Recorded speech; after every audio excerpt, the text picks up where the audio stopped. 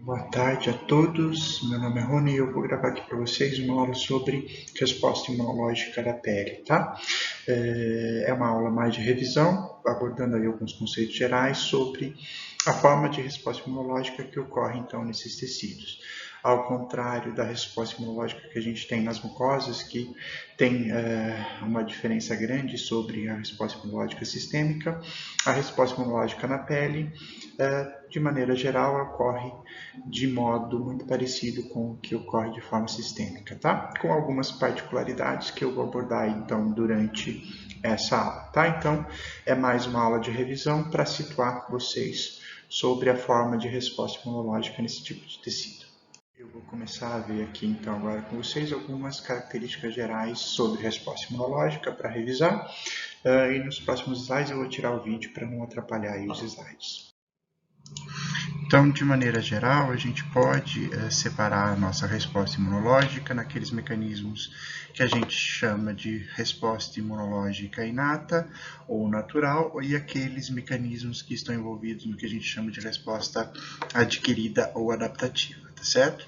Então, o nosso sistema imunológico ele é composto por uma série de mecanismos efetores que incluem barreiras químicas, físicas e microbiológicas, células residentes em todos os tecidos, e esses mecanismos iniciais, então, de barreira ou de células residentes, eles são ativados imediatamente ou até antes para impedir aqui o processo infeccioso, mas caso ocorra esse processo de infecção, eles são ativados muito rapidamente, tá certo?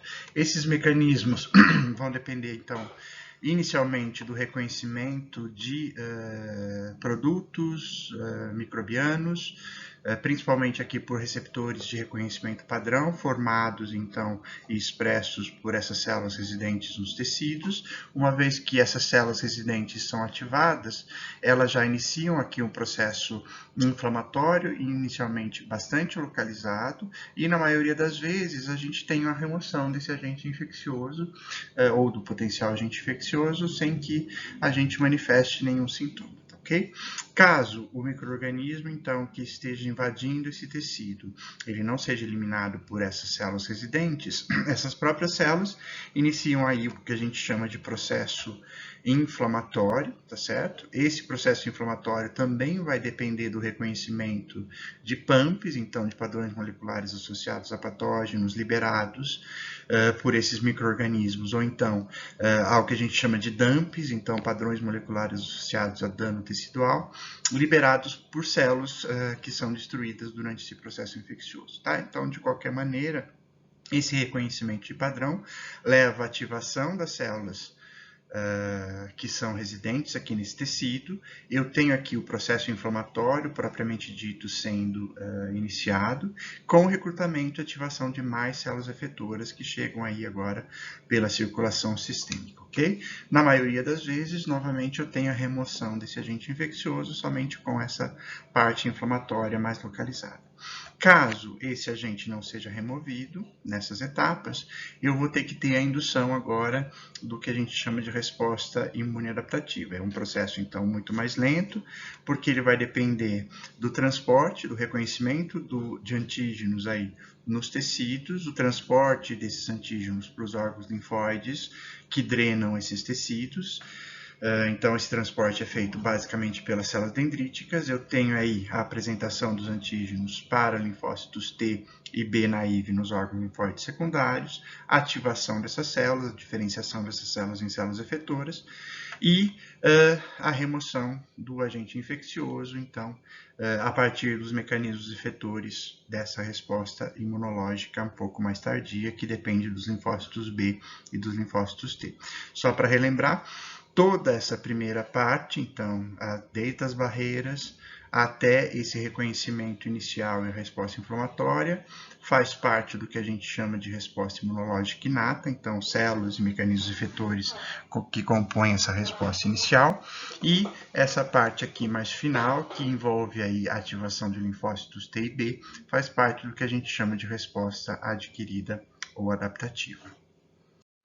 Bom, uma vez que eu tenho que ter, então, a ativação da resposta imune adaptativa, ela também apresenta aqui algumas fases. Então, eu tenho inicialmente o transporte de antígenos para os órgãos linfóides secundários mais próximos ao tecido infectado. Esse transporte pode ser feito diretamente pela linfa, então, ou estruturas presentes nesses micro-organismos, antígenos, então, solúveis, ou o próprio micro-organismo na sua forma solúvel é transportado via linfa, ou eu tenho lá no tecido a célula dendrítica que captura, processa esses antígenos, principalmente aí os antígenos proteicos, derivando, então, peptídeos que são carregados nas moléculas de MHC de classe 1 e classe 2. Então, esse transporte pode ser feito tanto da forma natural, o antígeno solúvel, que vai ser reconhecido por linfócitos B naive, ou então transportado por células especializadas, principalmente aí as células dendríticas, que vão processar esses antígenos e apresentar esses antígenos para os linfócitos T. Uma vez que esses linfócitos T e B reconhecem esses antígenos, então, lembrando, cada linfócito B e T, quando são gerados, eles vão apresentar receptores que reconhecem especificamente aqui epítopos antigênicos, então na superfície desses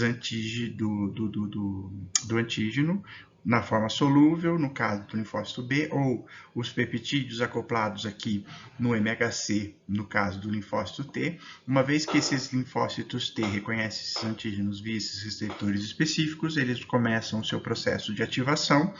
Num primeiro momento, eu tenho uma grande replicação dessas células, que a gente chama de expansão clonal, para gerar uma quantidade maior de linfócitos específicos para esse determinado antígeno. Uma vez que eles se expandem, eles vão passar pelo processo de diferenciação. No caso do linfócito B, eu vou gerar aqui as células produtoras de anticorpos, então plasmócitos, enquanto que os linfócitos T vão se diferenciar em linfócitos T efetores.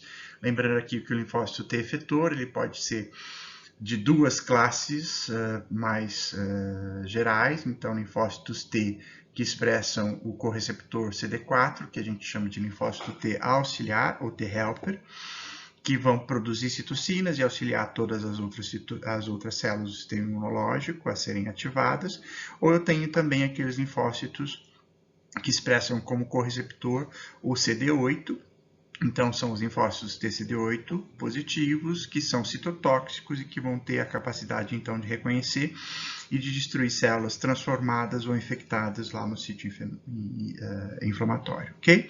Uma vez que eu tenho a diferenciação dessas células em linfócitos T efetores, ou seja, produtoras de anticorpos, ou linfócitos T CD4, auxiliares efetores, ou CD8, ou citotóxicos efetores, esses linfócitos ou então os anticorpos produzidos pelos linfócitos B vão atuar agora na periferia, então voltam aos sítios inflamatórios, onde eu vou ter aí os mecanismos efetores dessas células entrando em ação, tá? Então, eu tenho, na maioria dos casos, a eliminação do antígeno por essa resposta efetora, tanto de T quanto de B.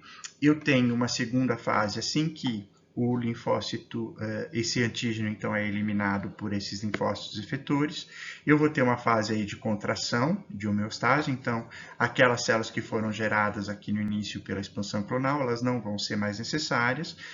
Se eu mantiver essa ativação, eu posso ter aí alguns problemas de inflamação exacerbada ou até de autoimunidade. Então, a grande maioria dessas células geradas aqui pela expansão clonal, ela entra em apoptose, então, a maior parte é eliminada por apoptose, numa fase que a gente chama de contração ou de retorno à homeostase, mas no final de tudo eu tenho aí a geração de linfócitos B e T de memória, ou seja, linfócitos que foram previamente ativados e que permanecem aí no nosso organismo por um longo tempo, e quando tem uma reinfecção ou uma reexposição ao mesmo antígeno que iniciou todo esse processo, esses linfócitos vão ser ativados de uma maneira muito mais rápida, muito mais potente, tá? Então, é uma característica aqui da resposta imunológica adaptativa apresentar a formação dessas células de memória. Eu revisto, então, essa base aí de resposta imunológica, de ativação, só relembrando aqui quais são os principais componentes que fazem parte dessas dois tipos de resposta. Eu tenho como componentes celulares a resposta imunológica inata, então células de origem mieloide, como neutrófilos, monócitos, mastócitos, eosinófilos, basófilos, macrófagos e células dendríticas, e algumas células de origem linfóide, como as células NK e as células linfóides inatas, tá? Então, aqui componentes celulares da resposta imunológica inata. Lembrando que eu tenho também um componente humoral. O principal aqui vão ser os peptídeos antimicrobianos e os componentes do complemento, que vão ser ativados aí pela via clássica, alternativa ou dependente de lectina, tá? Em relação aos componentes da resposta imunológica adaptativa, então são basicamente os linfócitos. Eu tenho aí duas grandes populações de linfócitos T, os TCD4 e os TCD8. Aqui, lembrando que são linfócitos que apresentam com o receptor de antígeno composto aqui pelas subunidades alfa-beta, então são linfócitos T que a gente chama de clássicos ou alfa-beta, e eu tenho aí duas grandes subpopulações de linfócitos B, os linfócitos B foliculares e os linfócitos B de zona marginal, tá bem? E eu tenho aí uma terceira categoria aí de células que vão ser um misto aí ter um misto de características de resposta inata e de adaptativa, então são células que vão ficar aí na interface entre as duas respostas. A gente tem uma população de linfócitos T com receptor de TCR, que a gente chama de gama-delta, uma outra subpopulação de linfócitos T que tem um misto aí de funções efetoras de receptores que fazem com que elas sejam parecidas com células NK, mas que ao mesmo tempo tenham receptores de antígeno como células T, que são as células NKT, e tem uma subpopulação de linfócitos B, os linfócitos B1, que são os responsáveis pelo que a gente chama de produção de anticorpos naturais, tá? Então essas células, por suas características, elas vão ficar aí numa interface com um misto aí de características entre resposta imunológica adaptativa e um misto de resposta imunológica inata. Como eu disse para vocês, a resposta imunológica na pele, ela basicamente não é muito diferente do que ocorre em qualquer outro órgão, com exceção aí da mucosa, né, do tecido epitelial mucoso, que tem características distintas. Quem quiser dar uma olhada nessa parte de resposta imunológica de mucosas, eu gravei uma aula recentemente para a graduação, ela está disponível aí no YouTube. É uma aula um pouco mais complexa, então quem quiser rever os conceitos de imunidade de mucosa tem muito mais detalhes nessa aula, tá? E especificamente aqui da pele, a gente vai ver que a resposta tem algumas particularidades, mas ela não é muito diferente do que ocorre para infecções ou resposta imunológica que afetem aí qualquer outro tipo de tecido, tá? Vamos começar a ver alguma dessas características. Bom, uma das principais características, então, que difere a pele de outros órgãos é que a nossa pele vai estar em contato direto com o ambiente externo, né? Então, ela vai apresentar estruturas específicas que vão fazer uma primeira barreira, então, entre o interior do nosso organismo e o ambiente externo. Essa barreira, então, ela é formada pelo epitélio, propriamente dito, então eu tenho aquelas camadas da epiderme que vão estar revestindo então todo o nosso corpo externamente.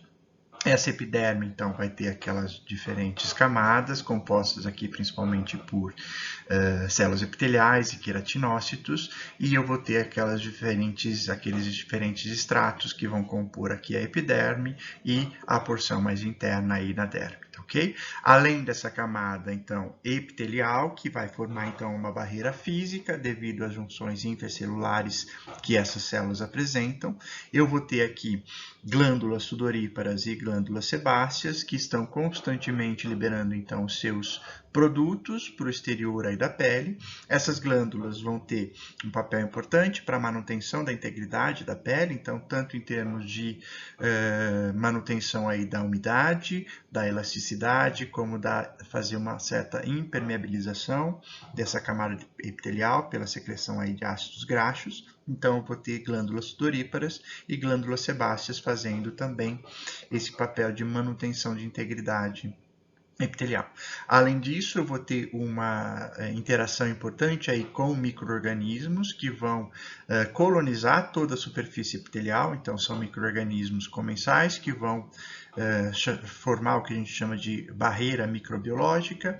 Esses micro-organismos comensais vão ser importantes porque eles vão competir com micro-organismos patogênicos por espaço, por nutrientes e vão produzir eles próprios algumas substâncias que impedem o crescimento de outros micro-organismos.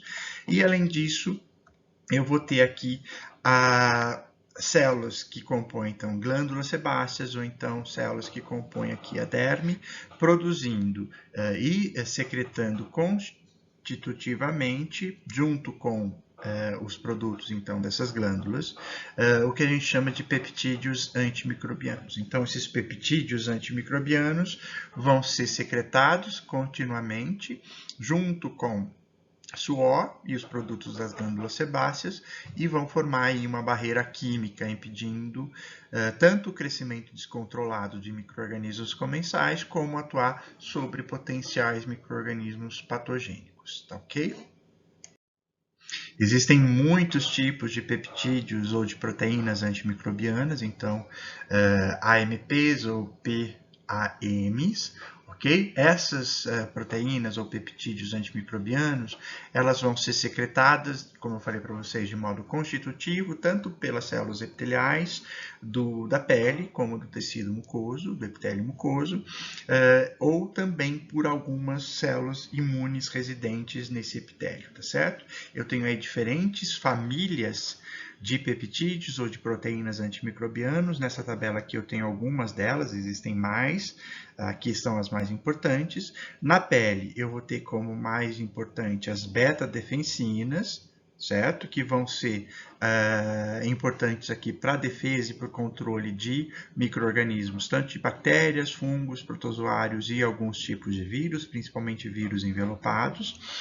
Elas atuam através de inserção na membrana plasmática ou na camada lipídica, aqui no caso dos vírus envelopados, causando então o rompimento dessa membrana e um desequilíbrio osmótico, tá? Elas vão ser produzidas tanto na pele como no epitélio mucoso.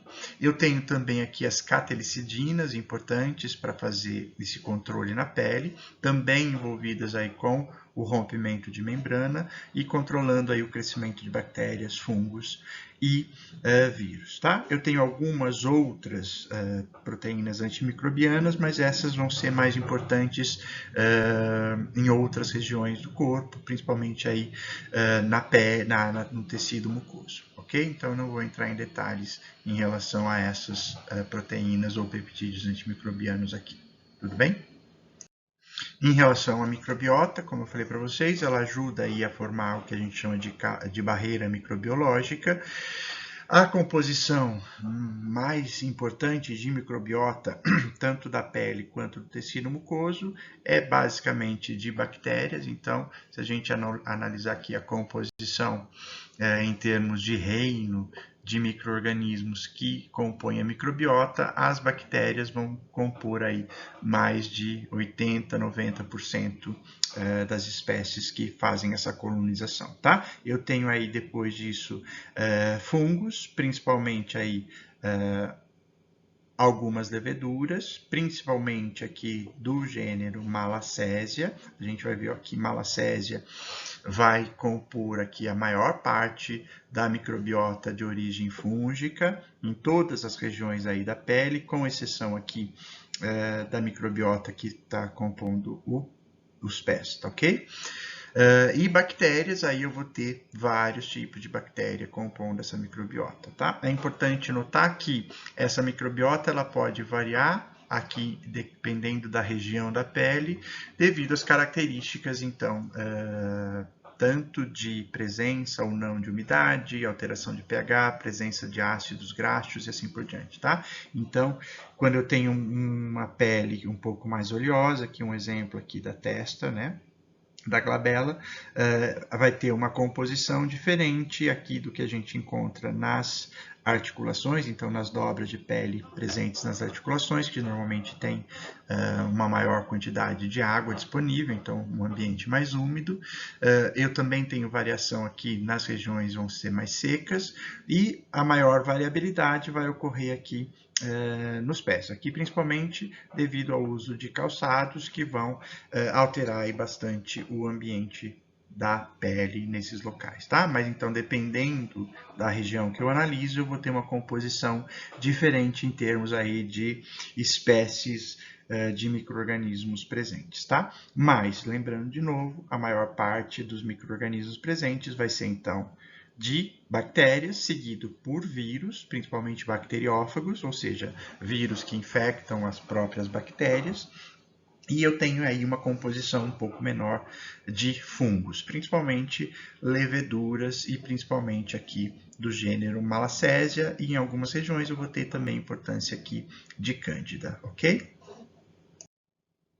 Analisando agora um pouco mais de detalhes, componentes imunológicos propriamente ditos, então as células do sistema imunológico que fazem parte aí do epitélio e que são um pouco diferentes dos outros tecidos, a gente vai ter aqui na epiderme, a gente já vai ter algumas células residentes nesse tecido, então a principal vai ser aqui as células de Langerhans, é um tipo específico de célula dendrítica ou macrófago, que vai ter uma importância aí na captura inicial de alguns antígenos e apresentação de antígenos para os linfócitos T.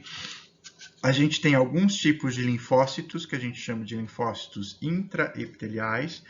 Predominantemente, esses linfócitos intraepiteliais são do tipo CD8, citotóxico, então, células de memória citotóxicas, que vão ficar residindo aí entre as próprias células epiteliais, e na região um pouco mais inferior, aqui na derme, a gente vai ter aí uma população um pouco mais variada de células, tá? Do sistema imunológico. A gente vai ter células dendríticas convencionais, células dendríticas que a gente chama de células dendríticas plasmocitoides, a gente vai ter células TCD4 de memória, e aí eu posso ter células TCD4 de memórias residentes da subpopulação T helper 17, T helper 1, T helper 2. A gente vai ter aqui macrófagos da derme, a gente vai ter mastócitos, a gente vai ter aquelas subpopulações específicas de linfócitos que fazem parte aí mais da resposta inata do que da resposta adaptativa, então as células T gama delta e as células NKT, tá certo? Isso, logicamente, aqui em conjunto com as células estromais aí da própria derme, o principal deles aqui vai ser o fibroblasto, responsável aí pela produção da matriz extracelular e manutenção, então, da estrutura propriamente dita da pele, tá? Lembrando que na derme eu vou ter aí os vasos sanguíneos e os vasos linfáticos, que vão ser responsáveis, então, pela todo o trânsito dessas células imunológicas, tanto para geração de resposta nos órgãos linfóides secundários, quanto para migração de células que são geradas nos órgãos linfóides secundários de volta aqui para a pele para exercer suas funções imunológicas. Bom, como é que essas células são ativadas, então, durante o processo inflamatório? Então, aquelas células são residentes, em caso de homeostase, elas colaboram ali principalmente para manutenção dessa homeostase e para a resolução de processos inflamatórios, mais uma vez que eu tenho um processo inflamatório iniciado aqui na pele. Esse processo inflamatório vai ser caracterizado, então, pela destruição de células. Essa destruição pode ser feita tanto por luz ultravioleta, então, por exemplo, uma queimadura de pele, um trauma, um corte, por substâncias irritantes ou por uma infecção propriamente dita. Uma vez que eu tenho aqui, então, uma lesão nesse epitélio, eu tenho a quebra dessa barreira, que era formada aí pelas células epiteliais, e eu vou ter, então, acesso de substâncias estranhas ao meu organismo, aqui mais para o interior do tecido, tá? Não necessariamente eu preciso ter a quebra de barreira, uma simples alteração aqui dessas células epiteliais por um agente irritante, por exemplo, ou por um processo infeccioso, vai gerar então sinais de estresse, certo? Ou a ativação aqui das células de Langerhans. Essas células de Langerhans, os próprios queratinócitos estimulados vão produzir citocinas inflamatórias, como interleucina 1-beta, interleucina 6, a interleucina 18 e o fator de necrose tumoral alfa, que vão atuar aqui sobre células dendríticas presentes na derme. Eu tenho aqui as próprias células epiteliais gerando sinais de estresse que ativam as células dendríticas plasmocitoides, fibroblastos e células NKT. Essas células também são produtoras de citocinas inflamatórias. Plasmocitoide vai ser a principal fonte do que a gente chama de interferon do tipo 1, ou do interferon alfa. Fibroblasto é capaz de produzir algumas citocinas inflamatórias, como TNF e IL-6, assim como as células NKT residentes também vão produzir essas citocinas inflamatórias. De qualquer lugar que venham essas citocinas, ou das células de Langerhans, ou dos queratinócitos, ou das células residentes, eu vou ter ativação aqui da célula dendrítica na derme. Essa célula dendrítica, então, captura antígenos presentes e que entraram por essa lesão, vão transportar esses antígenos para os órgãos linfóides secundários mais próximos via circulação linfática, e lá nos órgãos linfóides secundários eu vou ter a ativação aqui de linfócitos TCD8, de linfócitos TCD4, tá? Esses linfócitos vão sofrer a expansão clonal, como eu já falei para vocês, vão se diferenciar em células efetoras. No caso do CD4, eu vou ter uma produção aqui de citocinas pró-inflamatórias. Quando eles voltam aqui para o tecido, o CD8, eles vão poder aqui então destruir as células, se for o caso, uma célula infectada ou uma célula transformada, tá? Enquanto que o CD4, pela produção dessas citocinas pró-inflamatórias, vão ativar todo o processo, todas as outras células que já estão residentes aqui nesse tecido, tá? Então, com essa ativação, principalmente aqui de linfócitos TCD4 e TCD8, eu vou ter o controle daquela infecção inicial, causada aqui por esse trauma, e, posteriormente, eles vão contribuir aqui para a resolução e para o processo de cicatrização aqui da pele, ok? Só para ver aqui um pouco de forma um pouco mais específica o papel das células gama-delta e das células NKT, como eu falei para vocês, são células que fazem mais parte da resposta inata do que da resposta adaptativa, apesar de ter características aí mistas entre as duas respostas. Então, essas células, uma vez ativadas ali no tecido, elas vão produzir citocinas inflamatórias, então TNF-alfa e interferon gama, que vão contribuir aqui para a ativação das células dendríticas, como eu já vi aqui, como eu já mostrei para vocês, e isso vai levar à apresentação do antígeno e, posteriormente, à ativação de linfócitos T, ok? Que voltam para esse local. Eu posso ter essas células atuando diretamente sobre células infectadas, então são células capazes de reconhecer células infectadas ou transformadas diretamente e através da secreção de grânulos citotóxicos, então principalmente granzina B e perforina, destruir essas células infectadas ou transformadas sem aqui a ajuda de ninguém, lembrando que depois eu vou ter a contribuição aqui dos T-helper para amplificar essa resposta, tá? No caso da gama-delta, além de ter esse papel de ativação da resposta imune, as células T gama-delta, ela produz uma série de fatores de crescimento que vão ser importantes aqui para a finalização da resposta e para o reparo do tecido, porque esses fatores de crescimento, eles vão atuar tanto sobre queratinócitos quanto sobre fibroblastos, induzindo aí, no caso do fibroblasto, a secreção de matriz celular, então a produção daquele tecido cicatricial, e no caso dos queratinócitos, induzindo aí a proliferação para que eu tenha então o reparo dessa lesão inicial.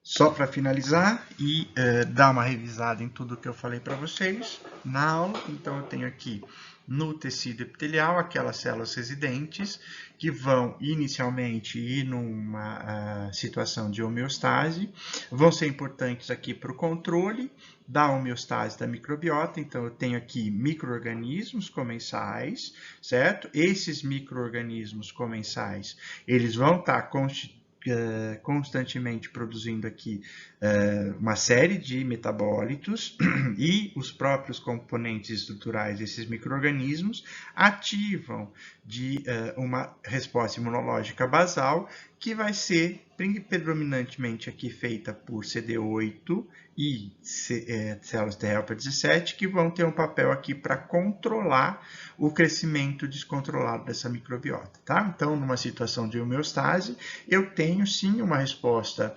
basal aqui na pele, que vai ter como função principal controlar, então, o crescimento descontrolado da microbiota, principalmente pela produção daquelas proteínas antimicrobianas, ok? Mas, quando eu tenho qualquer tipo de quebra de barreira ou um processo infeccioso ativo, essas mesmas células residentes, então, os próprios queratinócitos, quanto as células residentes, elas vão ser ativadas, vão produzir aqui citocinas inflamatórias, vão ter, então, aquele processo de captura, processamento e apresentação de antígenos nos órgãos linfóides secundários e ativação aqui de subpopulações específicas de linfócitos T, CD8 ou CD4 positivos. Então, essa resposta específica aos patógenos, essas células específicas produzidas e ativadas em resposta ao patógeno, vão voltar aqui para o tecido e vão desencadear aqui o controle dessa invasão ou dessa possível infecção. Ok? Então, lembrando, eu tenho sempre aqui que ter um equilíbrio na pele entre uma resposta basal, que vai ser responsável pelo controle da microbiota, e uma resposta específica que vai ser ativada, então, quando eu tenho um processo de infecção propriamente dito. Tá certo? Essa resposta, ela vai ser, na maioria das vezes, somente ativada quando eu tenho a ativação propriamente dita. Então, em casos de doenças fúngicas, aquelas micoses superficiais, onde eu tenho basicamente um processo de colonização aqui do epitélio e das camadas mais superficiais do epitélio, normalmente eu não induzo uma resposta imunológica contra esses patógenos, então não existe resposta imunológica eficiente, eu só vou ter resposta imunológica contra esses agentes fúngicos quando esses agentes começam a penetrar na pele, tá certo? E num primeiro momento eu tenho uma resposta basicamente celular do tipo T helper 1 e T helper 17 como mais importante, tá? Não tem muita importância aqui a produção de anticorpos para controle de agentes fúngicos aqui na pele, tanto nas micoses subcutâneas quanto nas superficiais, ok? E só para finalizar mesmo, uma particularidade aqui da pele seria o processo de endereçamento ou de homing de linfócitos para a pele. Então, vamos relembrar. Eu tenho lá um processamento inicial de um antígeno que foi capturado aqui por uma célula dendrítica, transportado por um órgão linfóide mais próximo, aqui pela circulação linfática, ativação dos linfócitos T nesse órgão linfóide secundário e a diferenciação aqui em linfócitos T efetor. Esses linfócitos T efetores, então, eles vão precisar sair do órgão linfóide secundário e voltar para esse tecido. Como é que eles sabem para qual tecido eles vão ter que voltar? O que faz com que o linfócito ativado num órgão linfóide secundário, quando ele vai para a circulação, ele volte para a pele e não vá parar em um outro tecido ou órgão qualquer. É o que a gente chama, então, de endereçamento ou de homing imprinting, ok? Como é que isso se dá? Então, na pele, lembrando, eu vou ter exposição diária aqui da pele, pelo menos em uma parte do tempo, a exposição aos raios ultravioleta do tipo B. Esse raio ultravioleta, ele vai estimular aqui as células do epitélio a produzirem a vitamina D. Então, essa vitamina D vai ser metabolizada, vai gerar, então, alguns metabólitos, certo? Principalmente aqui as D3 hidroxilases, que vão ser capturadas pelas células dendríticas junto com o antígeno no momento em que ela é ativada. Essa célula dendrítica, então, transporta para o órgão linfóide o antígeno, mas transporta também esses metabólitos de vitamina D. Quando ela está apresentando o antígeno para o linfócito T, ela libera uma parte desses metabólitos de vitamina D, e isso faz com que o linfócito T, ativado dessa maneira, comece a expressar na sua superfície receptores de quimiocina específicos, como o CCR10 e o CCR4, assim como uma molécula de adesão específica, a CLA, e quando ele entra no sangue, ele vai ser atraído para a pele, porque na pele eu tenho a produção constitutiva dessa quimiocina, a CCL27 e a CCL17, que vão atuar sobre esses receptores de quimiocina. Além disso, essa molécula de adesão, ela interage especificamente com uma selectina do tipo E, expressa pelas células endoteliais ativadas do tecido epitelial, ok? Cutâneo. Então, uma vez que essas células chegam no sangue, elas são atraídas pelas quimiocinas produzidas pela pele, passam aqui pelas capilares do tecido cutâneo, encontram essas selectinas, essas moléculas de adesão, e vão ser atraídas, então, para o interior do tecido. Então, é dessa forma que um linfócito T sabe que ele tem que migrar para a pele para exercer as suas funções efeturas, ok? Bom, gente, é isso. É uma aula, como eu falei para vocês, bastante geral, bem rápida, só para dar uma ideia geral sobre os mecanismos efetores gerais da pele, as características gerais da resposta imunológica na pele.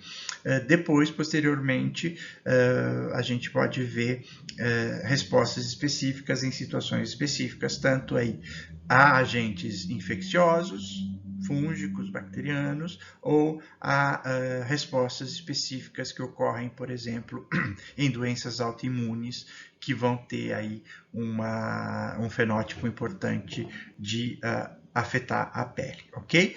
Aqui a aula de hoje era só mesmo para dar uma ideia bem geral dos componentes efetores e do tipo de resposta que a gente tem na pele. Espero que vocês tenham entendido alguma coisa e depois a gente se encontra para tirar eventuais dúvidas. Até mais.